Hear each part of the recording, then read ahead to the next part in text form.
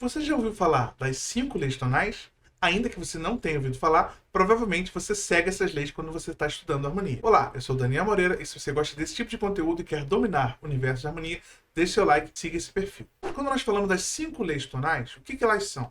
Elas foram propostas, por Hugo Riemann, que é o pai da harmonia funcional, e seus discípulos, o Hermann Grebner e o Kohreuter, que é um importante teórico, que tem um livro chamado Harmonia Funcional.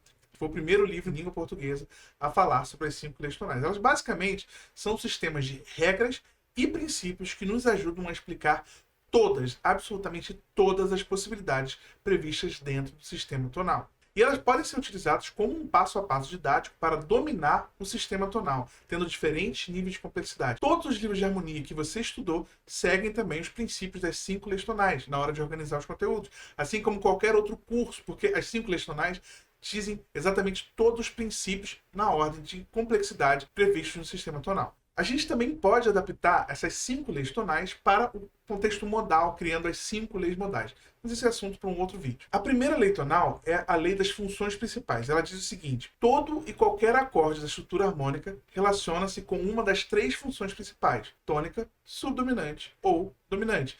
Isso quer dizer que se você classificar um acorde como acorde de empréstimo modal, como alguns métodos dizem, você não está fazendo análise. Porque aquele acorde ele tem necessariamente uma função de tônica, subdominante ou dominante. E entender isso é fundamental para que você entenda o discurso harmônico daquela música. Só dizer que um acorde ele é de empréstimo modal é tão vago quanto dizer que um acorde é diatônico. Então, basicamente, essa primeira lei tonal trabalha com os pilares funcionais de tônica, subdominante e dominante, que são relacionados respectivamente ao primeiro, ao quarto e ao quinto grau de uma escala maior ou de uma escala menor. Então, essas funções principais nos ajudam a entender como a harmonia se desenha, se delineia a partir dessas noções de tônica, repouso, afastamento subdominante, tensão, que é a dominante, para retornar à tônica. Na segunda lei tonal, nós entendemos as funções secundárias. Ela diz o seguinte: os acordes têm um significado harmônico daquela tônica, subdominante ou dominante, da qual são vizinhos de terça. O que significa isso? Se eu tenho aqui que o Dó é a minha tônica, então eu tenho uma terça abaixo, seria o Lá menor, e uma terça acima seria o Mi menor. O Fá, a mesma coisa, o Ré menor é uma terça abaixo, o Lá menor é uma terça acima, e o Sol, Mi menor e o Si. Se o meu Dó é tônica, o meu Lá vai ser a tônica relativa e o meu Mi vai ser a tônica antirrelativa, ou seja, o Dó, que é a função principal, está estabelecendo o relativo, que é o Lá menor, e o antirrelativo, que é o Mi menor. O mesmo vai acontecer para o Fá. O meu Ré menor vai ser o subdominante relativo e o meu Lá vai ser o subdominante antirrelativo. Repare então que o Lá tem dupla função. Ele pode ser tônica relativa ou subdominante antirrelativa, porque ele está definido justamente pela segunda lei tonal. O Sol, sendo a nossa dominante, o Mi menor vai ser a dominante relativa, e aqui temos também o Mi como um acorde de dupla função. E o meu Si seria o meu dominante antirrelativo? Não. O meu Si não é um dominante antirrelativo, porque ele é um acorde diminuto. A gente entende que os acordes diminutos ou meio diminutos, eles não constituem uma função dessa de relativo ou antirrelativo. Tá? Eles são, na verdade, acordes incompletos. O dominante antirrelativo seria o Si menor, que no caso não tem aqui em Dó, porque tem um Fá sustenido, que é uma nota que não é diatônica.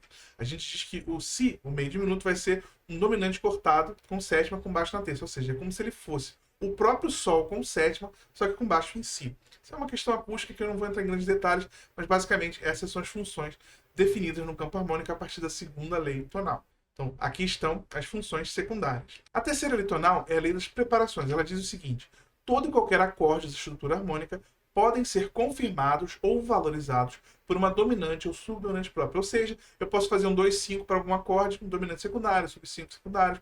Enfim, a gente tem aqui o contexto diatônico. A gente vai introduzir notas cromáticas, ou seja, notas que não são diatônicas, só que essas notas estão subordinadas aos acordes diatônicos. Eles precisam resolver nesses acordes diatônicos.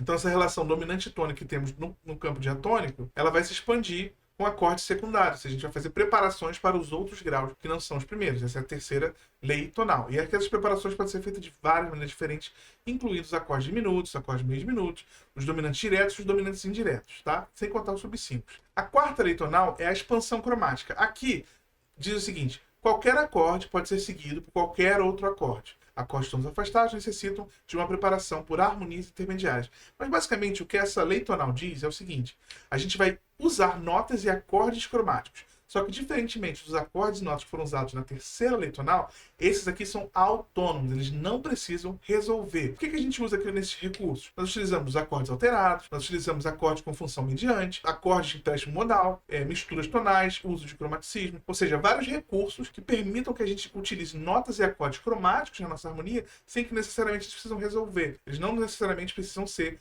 um dominante de alguém que pede essa resolução nesse alguém. E a quinta e última lei tonal é chamada lei da modulação, que diz o seguinte: mudança de função de um mesmo acorde significa mudança de tom. Basicamente, a gente tem uma tonalidade 1, aí a gente tem um processo modulatório para chegar na tonalidade 2 e aí a gente reinicia todo o ciclo com as outras 4 leis tonais a partir da nova tonalidade. São várias as formas de a gente trabalhar com isso. Eu gosto de dividir as 5 leis tonais da seguinte forma: as 2 primeiras são o domínio diatônico, ou seja, funções principais e funções secundárias. As 2 do meio são o domínio cromático, ou seja, eu faço as preparações secundárias e as expansões cromáticas, empréstimos, enfim. E a terceira e última é quando a gente muda o centro tonal para reiniciar o jogo das 5 leis tonais. E aí, você já conhecia as 5 leis tonais? Escreva nos comentários.